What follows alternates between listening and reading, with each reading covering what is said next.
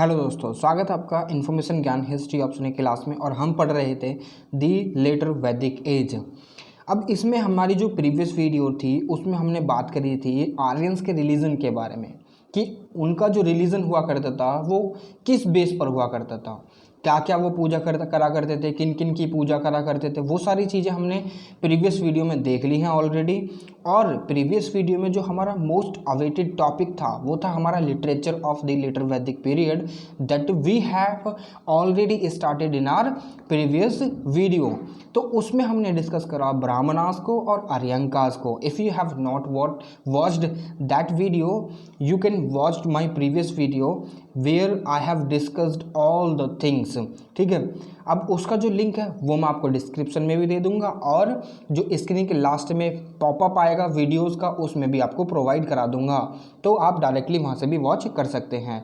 तो इस वीडियो में हम पढ़ने वाले हैं अब वेदास कि वेदास क्या है। 4 वेद है हमारे। पहला है ऋग्वेद, दूसरा है यजुर्वेद, तीसरा है अथर्ववेद, चौथा है सामवेद। यानी क्रोनोलॉजी में भी डिफरेंट, मगर हाँ जो पहला हमारा जो वेद था हुआ करता था वो था हमारा ऋग्वेद। अब इनको किन के द्वारा लिखा गया है? देखिए, लिखा जो गया है इनको ग्रुप ऑफ प्रिस्टली क्लास के द्वारा लिखा गया, यानी ग्रुप ऑफ जो ब्राह्मण हुआ करते थे उनके द्वारा लिखा गया। मगर वहीं पर एक चीज़ जो आपको समझनी है, जो ऋग्वेदा है यानी ऋग्वेद जो है वो जो लिखा गया है वो प्री आर्यंस के द्वारा लिखा गया है। बाकी के जो रिमेनिंग 3 वेद बचते हैं वो कहीं ना कहीं लेटर वैदिक पीरियड में लिखे गए थे। ठीक है, ये बात आपको अपने ध्यान में रखनी है ऑलवेज। तो चलिए वीडियो को शुरू करते हैं। मैं हूं आपका दोस्त अरुण। तो देखिए, अगर यहाँ पर हम बात करें वेदास की, तो वेदास को एक तरह के जो बुक होते हैं ना हिम, जिसमें मंत्र तंत्र वगैरह लिखे होते हैं, सारी चीज़ों को मतलब किस टाइम पर कौन सा मंत्र काम आएगा तो वो सारी चीज़ें उसमें लिखी हुई होती हैं। ठीक है, वहीं पर इनको असिस्ट करते हैं ब्राह्मणास और आर्यंकास। ठीक है, फिर ब्राह्मणास और आर्यंकास के बाद हमें पढ़ना था उपनिषद और Puranas, but due to some situation, due to some content I could not bring that video. मैं पहले आपको ये जो वेदास नहीं पढ़ा पाया, मगर अब हम पढ़ लेते हैं। तो आप फिर उसके बाद ब्राह्मणास और आर्यंकास को भी पढ़ लीजिएगा, दोबारा से देख लीजिएगा वीडियो को, और फिर उसके बाद उपनिषद और पुराणास भी पढ़ लीजिएगा नेक्स्ट वीडियो में। तो यहाँ पर ये जो बुकें थी, यहाँ पर sacrifices, ritual, ceremonies, marriages and all सबके रिगार्डिंग, सबको कैसे कंडक्ट करना है, कैसे नहीं करना है, तो उसके रिगार्डिंग हिम्स लिखे हुए थे, यानी मंत्र लिखे हुए थे। अब यहाँ पर वेदास का मतलब क्या होता है? वेदास देखिए, एक तरीके से मान के चलिए, अगर आप एक बुक पढ़ रहे हैं, यानी हिस्ट्री की आपने बुक उठाई medieval India, then you are reading medieval India continuously until you observe think in the history of medieval India. तब तक आप उस चीज़ को समझ नहीं सकते। First you have to put yourself at the place of that particular king which you are reading, जिसको आप रीड कर रहे हो, तो उसकी जगह पर आपको अपने आप को प्लेस करना होगा। Then you can understand what the things are going on and how the king dealt with the things, कि किंग जो था उस समय पर उसने सारी चीज़ों से कैसे डील करी, क्या क्या हो सकता था। तो यहाँ पर जो वेदास थे कहीं ना कहीं एक तरीके के जो लाइफ थी ना, लाइफ वे ऑफ लाइफ को रिप्रेजेंट करते थे आर्यंस की। यहाँ पर नॉलेज हुआ करती थी जिससे कि जो आर्यंस थे अपनी लाइफ को निर्वाह करा करते थे। अब ये जो वेदास हुआ करते थे वो कहीं ना कहीं गाइडिंग प्रिंसिपल्स का काम करा करते थे आर्यंस के लिए, कि आखिरकार चीज़ों को कैसे डील करना है और कैसे चीज़ों को एग्जीक्यूट करना है। ठीक है, अब वेदास को आर्यंस के द्वारा सैक्रेड माना जाता था, क्योंकि अब देखिए, कोई भी किताब अगर आप पढ़ रहे हैं, until you finish that book but in any situation you have to respect that book. कोई भी बुक हो, कोई भी चीज़ हो जिससे आपको सीखने के लिए मिल रहा है ना, तो आपको उसे इज्जत देनी चाहिए, रेस्पेक्ट उसकी करनी चाहिए। तो कहीं ना कहीं यहाँ पर भी वेदास को आर्यंस के द्वारा सेक्रेड माना गया है और उनकी पूजा करा करते थे वो। ठीक है, अब ये किन के द्वारा लिखे गए हैं? Group of priestly class. ठीक है, प्रिस्टली क्लास के द्वारा लिखे गए थे। मगर एक चीज़ जो आपको यहाँ पर समझनी है कि जब वेदास लिखे गए थे ना, यानी वेदास जब तक लिखे नहीं गए थे, सॉरी टू से, मगर जब तक वेदास नहीं लिखे गए थे क्या हुआ करता था कि अब जैसे कि मानकर चलिए कि मेरी जनरेशन है जिनके द्वारा वेदास को आखिरकार में लिखा जाना है, मगर उससे पहले क्या हुआ करता था कि वेदास को one generation to other generation orally transmit करा जाता था। यानी अगर मानकर चलिए कि मेरे जो परदादा हैं उन्होंने कुछ भी सीखा तो उस चीज़ को अपने जो बेटे हैं यानी मेरे दादाजी उनको ओरली समझाया सिखाया, मगर फिर उसके बाद मेरे पापा जी के पास आई वो चीज़ें, मगर इस समय पर आकर मेरे समय पर आकर अब मैंने वो कंपाइल कर दी, उनको लिख डाला एक बुक में। तो इसी तरीके से वेदास को भी लिखा गया था, मगर इन दी इंसेप्शन यानी जब वेदास को लिखा नहीं गया था उस समय पर वो ओरली ट्रांसमिट किए जाया करते थे। ठीक है, from one generation to another. अब वेदास को श्रुति भी बोला गया है। ठीक है, अब वहीं पर एक चीज़ जो आपको समझनी है, जो आगे जाके मे बी आपको ये समझ में नहीं आएगी, मगर मैं समझाऊंगा तो समझ में क्यों नहीं आएगी। ठीक है, मगर यहाँ पर सामहिता बोला गया है वेदास को। देखिए मान के चलिए आपने वेदास को कलेक्ट कर लिया, सारी चीज़ों को आपस में कलेक्ट कर कर और एक कलेक्शन बना लिया, तो उसको बोला गया है सामहिता। यानी मान कर चलिए ऋग्वेद की जितनी भी चीज़ें हैं वो सारी चीज़ें आपने एक साथ कलेक्ट कर कर एक ऋग्वेद का ग्रंथ सा बना दिया और उसके बाद उसको बोला ऋग्वेदा सामहिता। ठीक है, ऐसे ही जो अदर वेदास थे, सामवेद, यजुर्वेद और अथर्ववेद, अगर इनको कलेक्ट कर कर एक एक वेदा बना दिया गया, 4 वेदा हैं हमारे, तो चारों को अलग अलग कलेक्ट कर कर बोला गया वेदा सामहिता। अब यहाँ पर ऋग्वेदा सामहिता अलग होगा, सामवेदा सामहिता अलग होगा, यजुर्वेदा सामहिता अलग होगा और अथर्ववेद सामहिता अलग होगा। ठीक है, अब यहाँ पर एक चीज़ जो आपको समझनी है कि जो पहले के यानी लास्ट के जो 3 वेदास थे इंक्लूडिंग साम, यजुर और अथर्ववेदा, वो कहीं ना कहीं लेटर वैदिक पीरियड में आए, जो कि मैंने आपको ऑलरेडी बता चुका हूँ। ठीक है, और जो पहले के 3 वेद थे उनको त्रायो यानी त्रावी भी बोला जाता था। देखिए ये ज़्यादा इंपॉर्टेंट नहीं है याद करने के लिए, but to make yourself understand आप इसे जो ना थोड़ा सा लाइटली ले सकते हैं कि हाँ ज़्यादा इतना कठिन नहीं है। तो चलिए आगे बढ़ते हैं। देखिए अब बात करते हैं हम वेदास की। 4 वेद हैं, ऋग्वेद, यजुर्वेद, सामवेद, अथर्ववेद। ठीक है, अब पहले बात कर लेते हैं ऋग्वेद की। ऋग्वेद को एंशिएंट इंडिया का ओल्डेस्ट एग्जिस्टिंग वेदा माना गया है, क्योंकि यहाँ पर ये सबसे पहले लिखा गया था जो प्री आर्यंस थे उनके द्वारा। अब ऋग का मतलब क्या होता है? ऋग का मतलब होता है नॉलेज। ठीक है, जो भी इस नॉलेज को मास्टर कर लेता, जिसके पास भी ये नॉलेज आ जाती ना कहीं फिर उसको नॉलेजेबल पर्सन माना जाता था। अब ऋग्वेदा को 1500 BC में लिखा गया by a group of priestly class, जिनको होत्री बोला जाता था।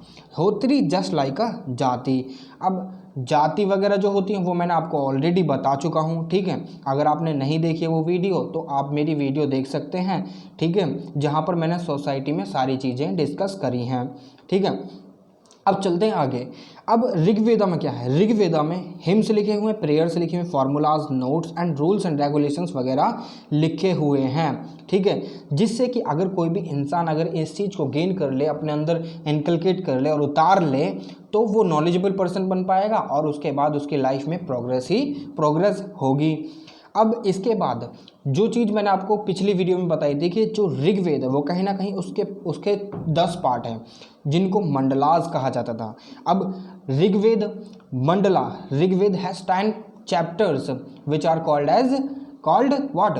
मंडलाज। ठीक है, अब इन सबको अलग अलग लिखा गया, ये नहीं कि एक ही वेद में सारी चीज़ें इंक्लूडेड हैं। अब जैसे कि मानकर चलिए you have studied in standard 5th, अब उसमें क्या हुआ करता था, आपके पास एक इंग्लिश की बुक हुआ करते थे and in that book what happen कि हर चैप्टर अलग अलग स्टोरीज से डील करा करता था। ठीक है, अब वहाँ पर सबकी स्टोरीज अलग अलग हुआ करती थी, तो ऐसे ही यहाँ पर भी चीज़ें अलग अलग थीं। ठीक है, अब ये जो ऋग्वेद था उसमें कहीं ना कहीं सारे जितने भी गॉड्स थे सबको कुछ ना कुछ मिला हुआ था, ये नहीं कि एक पर्टिकुलर गॉड से डील कर रहा है। तो यहाँ पर ये जो ऋग्वेद था सारे गॉड्स के लिए डेडिकेटेड था, जिसमें economic life, political life, social life, religious life and सारी चीज़ें, ये सारी चीज़ें डील कर रखी थी। ठीक है, अब चलते हैं आगे। देखिए आगे ऋग्वेद में ये लिखा हुआ है कि तकरीबन 1028 हिम इसमें हुआ करते, इसमें से 250 जो हिम थे वो लॉर्ड इंद्रा के लिए डेडिकेटेड थे और 200 लॉर्ड अग्नि के लिए, और जो मंडला 2 से 7 है वो कहीं ना कहीं अर्लीस्ट वन है, सबसे पहले ये लिखे गए थे। जिन्हें फैमिली बुक्स का भी नाम दिया गया है, क्योंकि एक ये फैमिली मेंबर्स के द्वारा लिखी गई हैं। ठीक है, जिसमें जो 10वां मंडला है, ऋग्वेदा में जो 10वां मंडला है वो उस सबसे बाद में लिखा गया था और सबसे बाद में उसे ऐड करा गया है, जहाँ से हमने अपना जो फेमस गायत्री मंत्र है वो भी उठाया है। आप मुझे कमेंट कर ये बताइए कि हमारा गायत्री मंत्र क्या है। ठीक है, और इसी जो मंडल 10 है उसी में चतुर्वर्णा, जब मैंने आपको वर्णा सिस्टम पढ़ाया था तब मैंने आपको बताया था कि जो रेफरेंस है चतुर्वर्णा की वो कहीं ना कहीं जो ऋग्वेदा का मंडल 10 है उसमें मिलती है। ठीक है, जब मैंने अर्ली वैदिक पीरियड आपको पढ़ा रहा था। ठीक है, तो अब मंडल 1 से 10 तक, 1 से 8 तक यहाँ पर क्या है कि यहाँ पर एक चीज़ हमें देखने के लिए मिली है कि इनकी भाषा के हिसाब से अगर देखा जाए ये भी बाद में ही ऐड करे गए थे। आप इसे थोड़ा सा करेक्ट कर लीजिएगा, ये 1 to 8 नहीं है, 1 and 8 है। ठीक है, अब देखिए बुक 8 जो है यानी मंडला 8 जो है वो किस चीज़ से डील करता है? प्रगथा, यानी पोएटिक फॉर्म में ये चीज़ लिखी हुई है, यहाँ पर सारी चीज़ें पोएटिक फॉर्म में हैं बुक 8 में यानी मंडल 8 में। और बुक 9 में जो चीज़ें हैं वो सारी की सारी जो लॉर्ड सोमा हैं उनको डेडिकेटेड हैं। अब लॉर्ड सोमा मैंने आपको अर्ली वैदिक पीरियड में भी जब मैंने बताया था, रिलीजन हम पढ़ रहे थे, तो उन सारी चीज़ों के बारे में मैंने बताया था कि वहाँ पर कितने प्रकार के गॉड थे। सेबिनिज्म वहाँ पर प्रैक्टिस हुआ करता था। इवन सेबिनिज्म was continued in later Vedic period as well when we discussed in our previous video about religion. तो वहाँ पर भी मैंने आपको बताया था कि सेबिनिज्म प्रैक्टिस्ड हुआ करता था। तो यहाँ पर जो सोमा हुआ करते थे वो गॉड ऑफ प्लांट हुआ करते थे। अब ऋग्वेदा कंपाइल्ड हुआ और रिटर्न गया, मतलब लिखा गया किनके द्वारा? प्रजापति जी के द्वारा। प्रजापति कौन? ब्रह्मा, जो क्रिएटर ऑफ द यूनिवर्स हैं। ठीक है, अब ये जब ही चांट करा जाता था, यानी इसको तभी जब ही लाउड स्पीकर में यानी आवाज़ के द्वारा, और तभी उसके मंत्र वगैरह जाप करे जाते थे जब कोई सैक्रिफाइसेस हुआ करता था। ठीक है, वो भी लाउड वॉइस में। अब इस वेद को यानी कलेक्शन ऑफ ऋग्वेद को क्या बोला जाता है? ऋग्वेद सामहिता, जो मैं ऑलरेडी आपको बता चुका हूँ। ठीक है, तो चलिए आगे बढ़ते हैं सामवेदा की तरफ। सामवेदा, अब सामवेदा साम से क्या मतलब होता है? साम से मतलब होता है मेलोडी, म्यूजिक। ये कहीं ना कहीं जो वेद है ना उसमें इसमें सारी चीज़ें म्यूजिक से रिलेटेड है। ठीक है, जहाँ से हमने देखा कि ये जो वेदा है वो कहीं ना कहीं सैक्रिफाइसेस द्वारा ही, सैक्रिफाइस जब होते थे ना, तो आपने देखा होगा काफ़ी सारी मूवीज़ में कि अगर कोई सैक्रिफाइस हो रहा है तो प्रिस्ट जो चारों ओर खड़े हैं और वो कुछ मंत्रों का जाप कर रहे हैं, तो उस समय पर जो गीत वगैरह गाए जाते थे ना, कोई कुछ भी जो मतलब मंत्र वगैरह जो हुआ करते थे और गीत के फॉर्म में जो गाया करते थे वो सारे के सारे सामवेदा में ही लिखे हुए हैं। ठीक है, अब इसको लिखा किसके द्वारा गया है? प्रिस्टली क्लास के द्वारा, जिनको उद्गत्रीज बोला गया है। यहाँ पर ये सारी चीज़ें जो डेडिकेटेड हैं वो गॉड को प्लीज़ करने के लिए, यानी गॉड को प्रोवोक करने के लिए। जस्ट लाइक आपने करण अर्जुन मूवी देखी होगी, if you have not watch that movie you might have heard about it, कि वहाँ पर एक गाना था काली काली जय काली, तो वो भी that kind of music was sung at that period of time, at this period of time sorry. तो यहाँ पर ये सारी चीज़ें जो ना हुआ करती थी गॉड को प्लीज़ करने के लिए और प्रोवोक करने के लिए, क्योंकि हमेशा अगर कभी भी फिल्मों में आपने देखा होगा कि अगर कभी भी भगवान दर्शन देते हैं तो उनके सामने पहले गाना गाया जाता था। ठीक है, तो वो सारी चीज़ें कहाँ से उठाई गई हैं? ऑब्वियसली यहीं से ली गई हैं, क्योंकि ये सारी चीज़ें यहीं तो लिखी हुई हैं। ठीक है, अब इसमें तकरीबन 1603 वर्सेस थी, 1603 वर्सेस हुआ करती थी टोटल। वर्सेस यानी तो आपको पता ही है। ठीक है, मुझे बताने की ज़रूरत नहीं है, अगर नहीं पता then do let me know in the comment box. ठीक है, अब देखिए, अब ये जो सामहिता था वो कहीं ना कहीं सामवेदा था वो 2 भागों में बटा हुआ था। ठीक है, कौन कौन सा?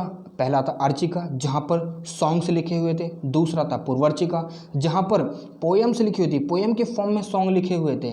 जस्ट लाइक पोएम आप पढ़ते हो ना तो उनमें एक फ्लो बनता है पोएम्स में, तो वही जस्ट लाइक गीत की तरह पढ़ते हैं हम। ठीक है, तो यहाँ पर भी ये सारी चीज़ें ऑलरेडी मेंशन थी। अब यहाँ से इस चीज़ को थोड़ा सा हमने आगे बढ़ा दिया और यहाँ से हमने क्या निकाला? अपना नेशनल एंथम। अब नेशनल एंथम क्या है? Do let me know in the comment box if you have if you don't know about it do let me no. ठीक है, आप मुझे बताइए कमेंट में, कमेंट कर।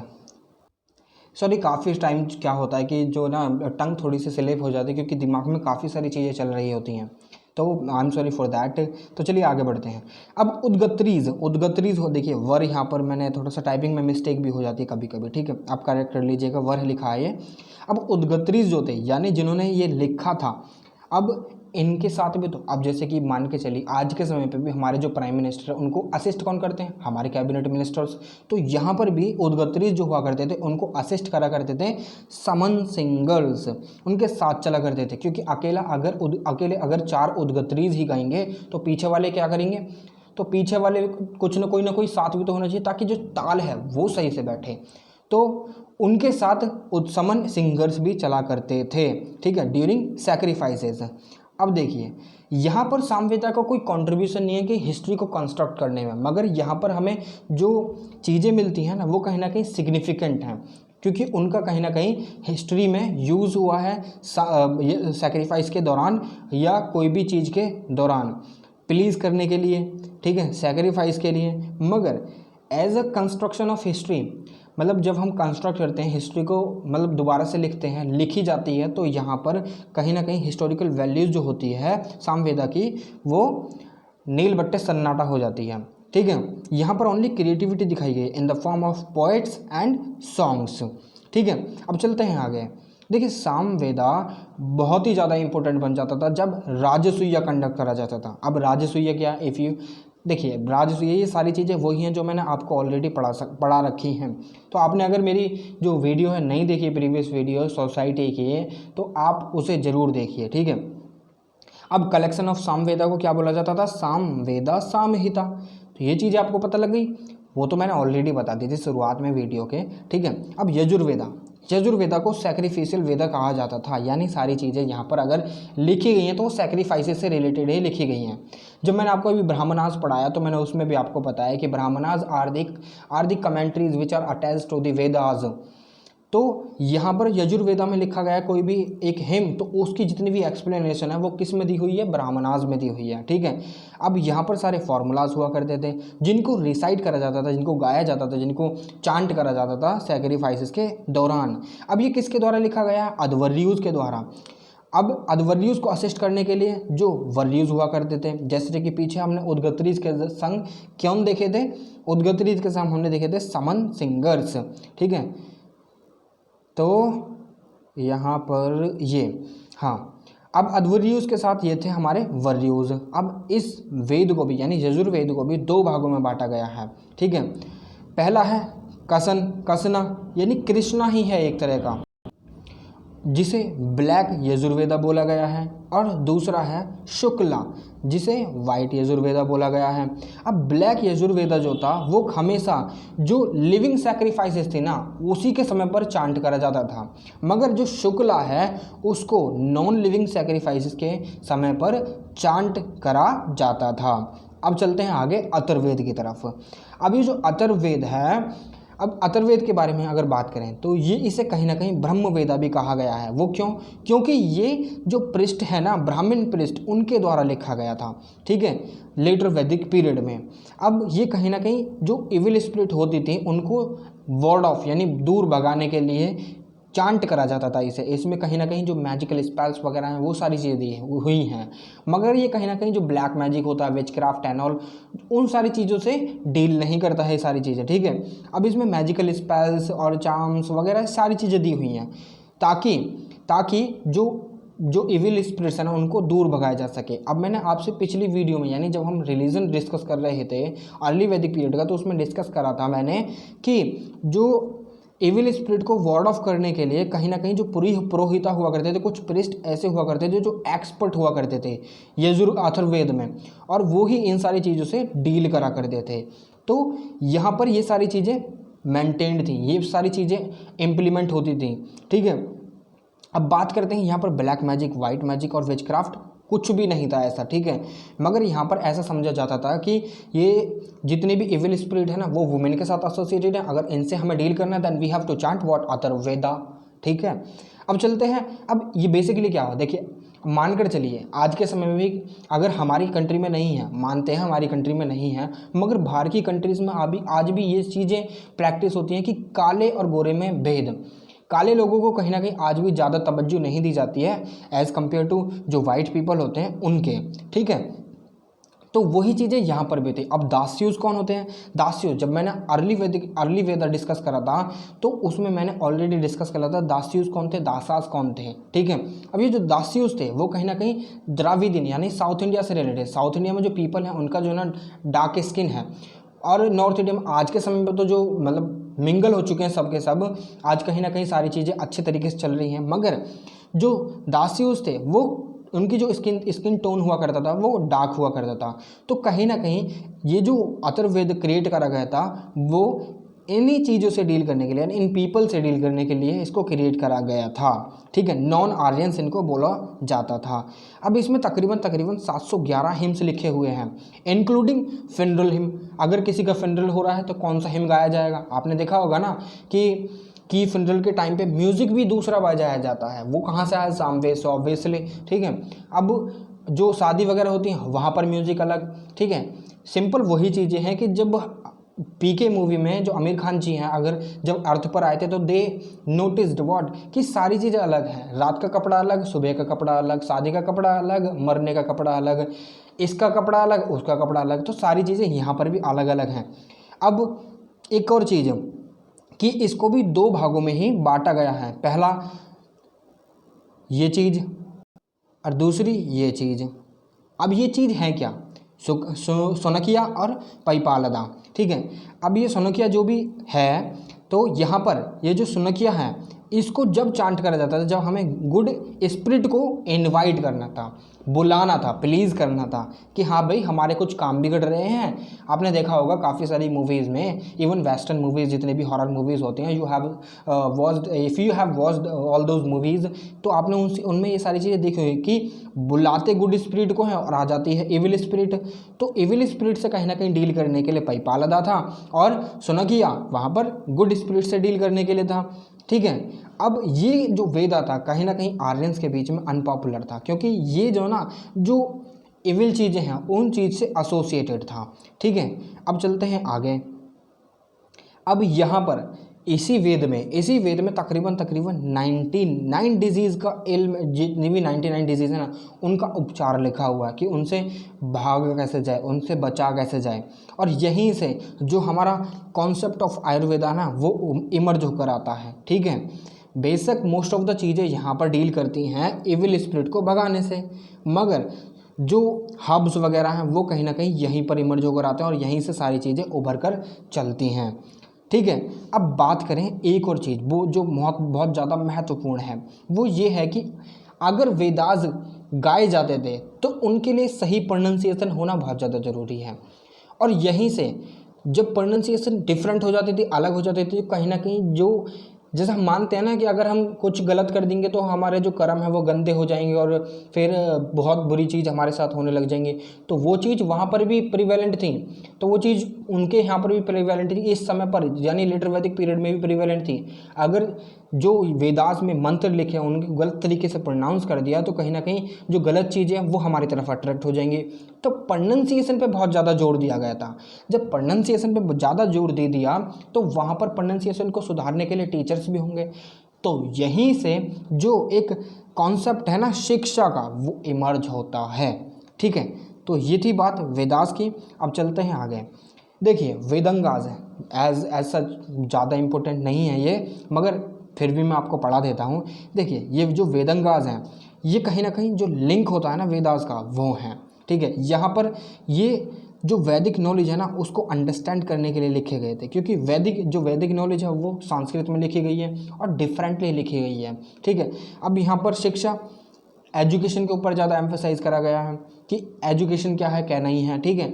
और कल्पा यानी रिचुअल वगैरह, सेरेमनीज़ वगैरह, और व्याकरण कैसे समझना कैसे नहीं समझना है, ज्योतिष्य एस्ट्रोनॉमी क्या होगा कल के बारे में, ठीक है। और निरुक्ता यानी ओरिजिन ऑफ द वर्ल्ड, कैसे हुआ ओरिजिन, ठीक है। अब चंदा की सारी चीज़ों को कैसे अरेंज करा जाए वर्ड को, तो ये सारी चीज़ें यहाँ पर डील करी गई हैं। अब सिग्निफिकेंस क्या है भाई वेदा की? अब हमने वेदास तो पढ़ लिया, अब सिग्निफिकेंस के बारे में पढ़ लेते हैं। ऑब्वियसली वेदास तो पढ़ लिए हैं, क्या सिग्निफिकेंस हो सकती है? सिग्निफिकेंस ये है कि यहाँ पर हमें सीधी सादी देखने के मिलती है कि ब्राह्मण सुपरमेसी, कि कहीं ना कहीं ब्राह्मण्स का बोलबाला है, ठीक है। और ये जो वेदास हैं कहीं ना कहीं जो फर्स्ट लिटररी एविडेंसेस हैं किसके, इंडिया के पहले लिटररी एविडेंस, जहाँ से हमें जो हिस्ट्री को यानी अर्ली जो पीरियड की हिस्ट्री थी उसको कंस्ट्रक्ट करने में बहुत ज़्यादा हेल्प मिली है, ठीक है। क्योंकि इससे पहले तो हड़प्पन्स हुआ करते थे, हड़प्पन्स को कंस्ट्रक्ट करने के लिए यानी हड़प्पन्स की हिस्ट्री को जानने के लिए हम कहीं ना कहीं डिपेंड हुए आर्कियोलॉजिकल सोर्सेज और जो रिटर्न सोर्सेज यानी लिटररी सोर्सेज, जैसे कि अवस्था क्या है, वो सारी चीज़ें जब मैं सिविलाइजेशन पढ़ाऊंगा तब बताऊंगा, ठीक है। तो अभी बढ़ते हैं इसमें आगे। अब यहाँ पर जो रिलीजन था वो कहीं ना कहीं बहुत ज़्यादा इंपॉर्टेंट रोल प्ले करता था, क्योंकि सारी चीज़ें रिलीजन के ऊपर ही तो बेस्ड थी, ठीक है।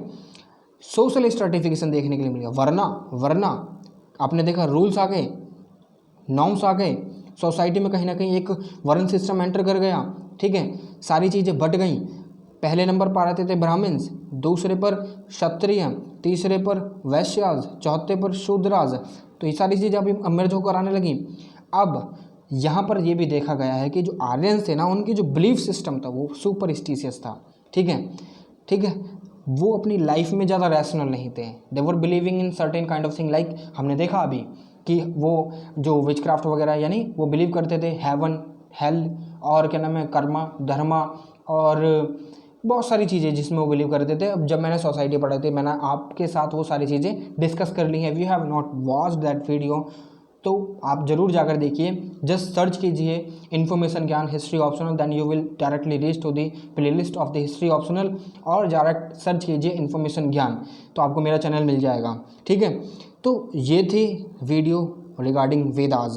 आपको वीडियो कैसी लगी, do let me know in the comment box, and if you have not subscribed my channel do subscribe the channel, ठीक है।